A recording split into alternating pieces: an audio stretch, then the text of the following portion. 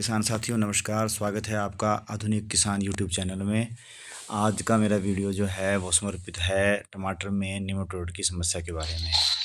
जैसा कि आप जानते ही हैं कि निमेटोड की जो समस्या है वो आजकल जो है वो काफ़ी विकराल रूप धारण कर रहा है और इसके बारे में यूट्यूब पर बहुत सारी वीडियो बनी हुई है पहले से ही।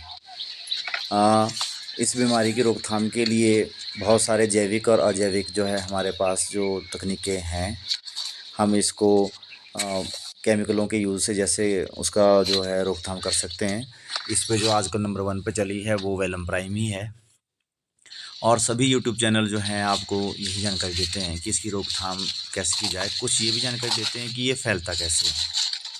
तो आज मैं आपको इसी के बारे में बताना चाहूँगा कि इसके फैलने के बहुत से कारणों में से एक कारण।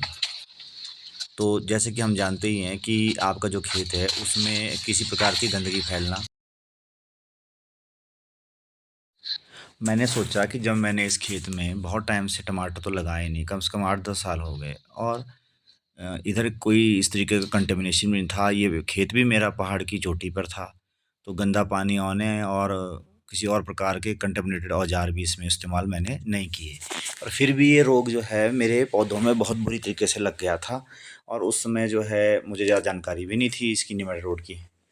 तो फिर जब मैंने इसके ऊपर सोचा तो मुझे पता चला कि मैंने उससे पहले इस खेत में आलू लगाए थे और ये तकरीबन सभी को विदित है कि आलू में निमेटोड की समस्या जो है वो काफ़ी रहती है।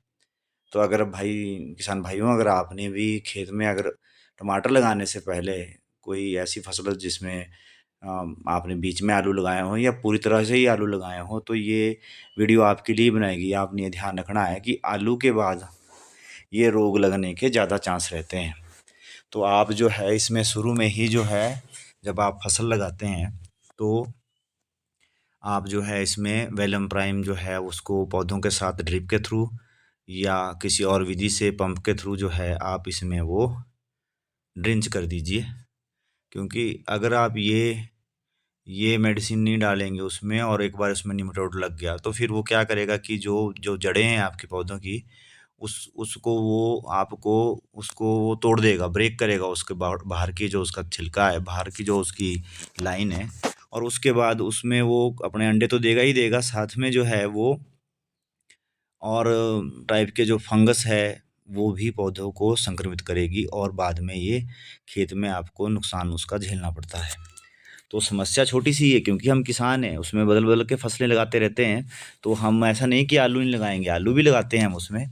पर जो जड़ है वो हम ध्यान देते हैं कि समस्या की जो मेन जड़ है, वो ये होती है कि हमने उस खेत को किस तरीके से कंटेमिनेट किया, किस तरीके से उसमें जो है वो रोग आया है।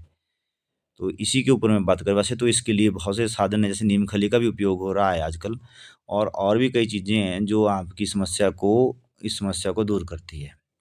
तो किसान भाइयों, आपने ये ध्यान देना है कि अगर आपके खेत में पहले आलू आपने लगाया है, तो कृपा करके उसमें पौधे टमाटर के पौधे लगाते समय ये ध्यान रखें कि कहीं निमेटोड नहीं है और आप उसको उखाड़ कर उसकी जड़ों में गाँठें देख सकते हैं। तो इस प्रकार आपको पता लग जाएगा और पौधे की भी आपकी पहचान ये है कि पौधा जो है काफ़ी दिनों तक भी वो ग्रोथ नहीं ले पाता है, पौधा वहीं रुका होता है, जो अब आपने नर्सरी से उस खेत में उसको डाला होता है। और दूसरी एक बात और भी होती है, कई बार किसान भाई जो हैं वो पौधे को जल्दी बड़ा करने के लिए शुरू में ही उसके साथ यूरिया का उपयोग कर लेते हैं। यूरिया का उपयोग भी उसमें क्या करता है कि शुरू में ही उसकी जो जड़ें हैं उसको मोटी कर देता है। और वो भी ऐसा प्रतीत होता है जैसे निमेटोड लग गया। तो कृपया यूरिया का इस्तेमाल भी आप सोच समझ के करें और हो सके तो खेतों में जो है वो रासायनिक खादों का प्रयोग कम ही करें, तो ज़्यादा अच्छा रहेगा। तो किसान भाइयों, इसी के साथ मैं आपसे विदा लेना चाहूँगा और आशा करता हूँ कि आप मेरे यूट्यूब के ऊपर जो चैनल के ऊपर जो मैंने वीडियो डाली हैं वो आपका भला करेगी, आपके ज्ञान में वृद्धि करेगी। और अगर आपको वीडियो अच्छी लगती है तो कृपया इसको आप सब्सक्राइब कीजिए और इसको शेयर कीजिए। इसकी एडिटिंग में और इसके बहुत से फीचर में मुझे ज़्यादा ज्ञान नहीं है, तो हो सकता है कि उसमें गलतियाँ रह गई हों, तो कृपया उसके लिए मुझे आप माफ़ करें। जय किसान, जय जवान। धन्यवाद।